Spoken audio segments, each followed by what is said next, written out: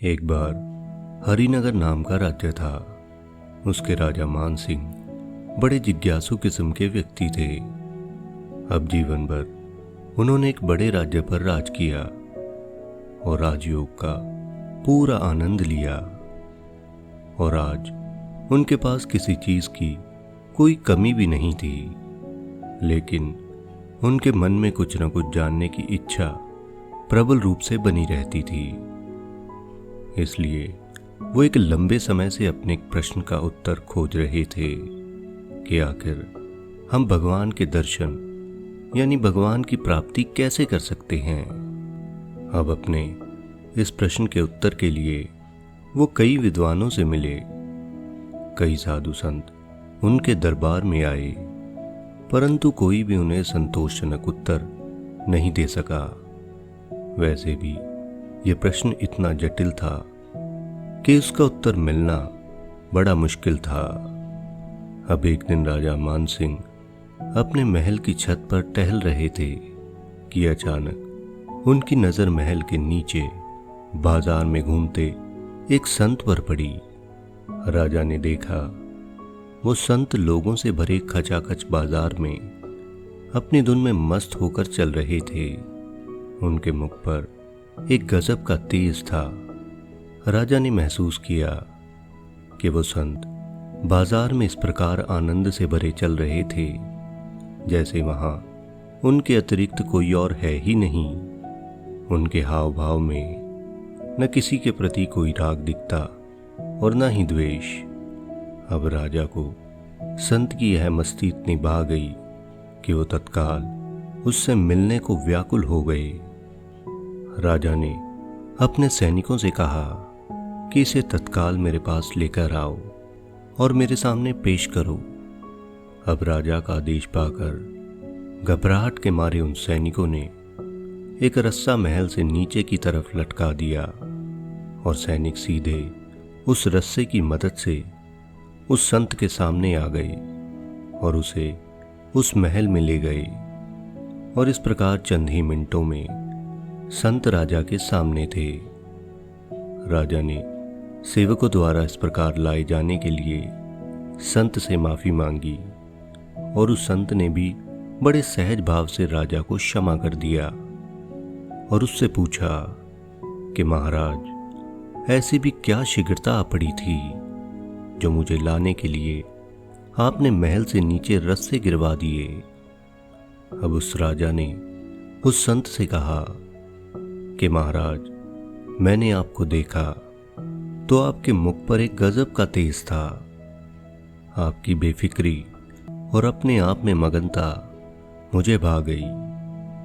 अब मैं आपसे एक प्रश्न का उत्तर पाना चाहता हूं और इसी वजह से मैं आपसे मिलने के लिए ऐसे बेचैन हो उठा कि आपको ये कष्ट हुआ और आपको आपके मार्ग से सैनिक ऐसे ही उठा लाए।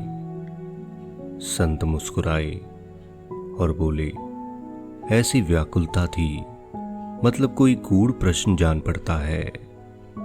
बताइए वो क्या प्रश्न है राजन। अब राजा ने कहा कि मेरा प्रश्न ये है कि मैं भगवान के दर्शन करना चाहता हूं। इसलिए मुनिवर, मुझे बताइए कि मुझे भगवान की प्राप्ति कैसे हो सकती है और कैसे मैं उन्हें प्रत्यक्ष रूप से देख सकता हूं। हे मुनिवर, मुझे लगता है कि आप ही मुझे मेरे इस प्रश्न का उत्तर दे सकते हैं। इसलिए कृपया करके मुझे मार्ग दिखाइए।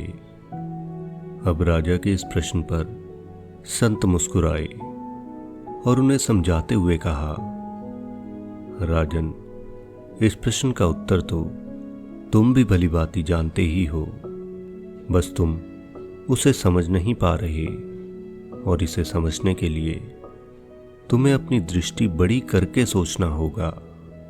और अगर तुम ऐसा करते हो तो तुम्हें पल भर में ही अपने इस प्रश्न का उत्तर मिल जाएगा।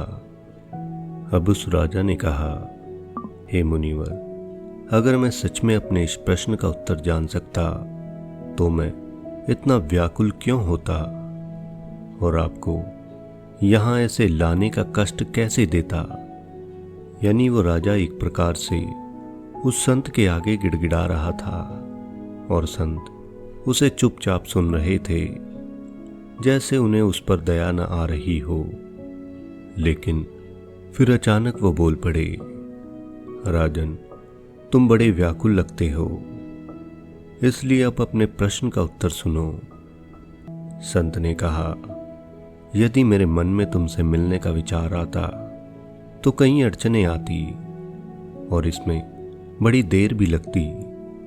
यानी पहले मैं तुम्हारे महल के पास आता, फिर तुम्हारे दरबारियों को सूचित करता और इसके बाद वो तुम तक मेरा संदेश लेकर जाते, और इसके बाद भी अगर तुम फुर्सत में होते तो ही हम मिल पाते।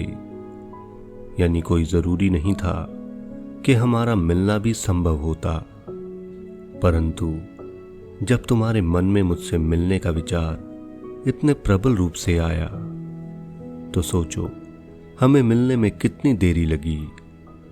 तुमने मुझे अपने सामने प्रस्तुत करने के लिए एक छोटा सा आदेश दिया और इसका परिणाम ये रहा कि एक क्षण से भी कम समय में मैं तुम्हारे पास था।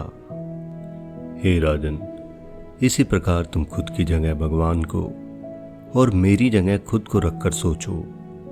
यदि भगवान की इच्छा होगी तो भगवान तत्काल तुम्हारे सामने आ जाएंगे। अब संत के इस उत्तर पर उस राजा ने पूछा कि हम ऐसा क्या करें कि भगवान के मन में हमसे मिलने का विचार आए।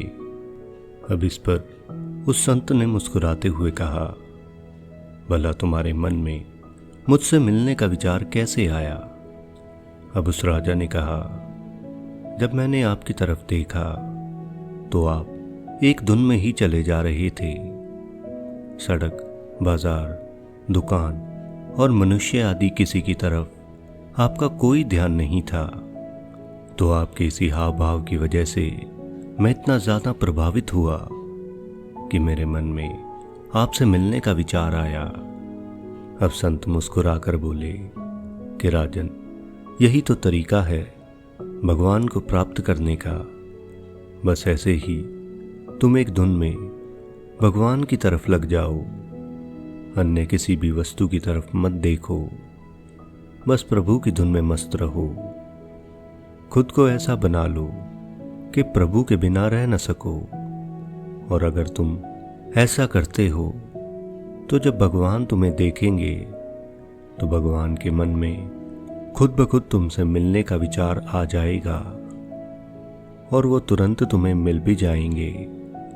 तो दोस्तों, ये कहानी मानव जीवन के सबसे बड़े प्रश्न का उत्तर देती है, जिसको हम पूरी उम्र तक सोचते रहते हैं कि भगवान की प्राप्ति या भगवान के दर्शन कैसे हो सकते हैं। साथियों, भले ही आप भगवान को एक प्रत्यक्ष रूप से न देख सको, लेकिन अच्छे कर्मों और भगवान का सच्चे मन से सुमिरन करके और भगवान की धुन में मस्त रहकर हम भगवान को अपने आसपास महसूस जरूर कर सकते हैं, क्योंकि भगवान एक शक्ति है जिसे हम महसूस भी कर सकते हैं।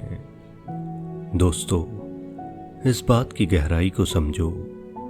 ये बात अनेकों पौराणिक ग्रंथ भी साबित कर चुके हैं। जो व्यक्ति प्रभु की धुन में मस्त है और जिसकी हर सांस पर उस ईश्वर का नाम लिखा है, वो मेरी इस बात को बड़े अच्छे से समझ सकते हैं। मैं आपसे ये नहीं कहता कि आप अपने जीवन के अन्य सब कामों को त्याग दो, लेकिन जितना समय उन संसारिक कामों से बचता है वो प्रभु के सुमिरन में लगाओ और फिर अपने जीवन में चमत्कारिक बदलाव देखो। और दोस्तों, यही चमत्कारिक बदलाव जो आपने कभी सोचे भी नहीं होंगे, आपको भगवान के आपके साथ होने का अनुभव करवाएंगे और आपको भगवान के सच्चे दर्शन करवाएंगे। तो दोस्तों, आशा करता हूं कि आप इस कहानी से कुछ सीख पाए होंगे। अगर आपको हमारा ये वीडियो अच्छा लगा हो तो इस वीडियो को लाइक और अपने दोस्तों के साथ शेयर ज़रूर करें। और दोस्तों, ये हमारा एक नया चैनल है और इसके माध्यम से हम ये अच्छे विचार और जीवन जीने का एक नया नज़रिया इस समाज तक लेकर जाना चाहते हैं। इसलिए हमें सपोर्ट स्वरूप हमारे इस चैनल को सब्सक्राइब ज़रूर करें। तो मस्त रहें और स्वस्थ रहें।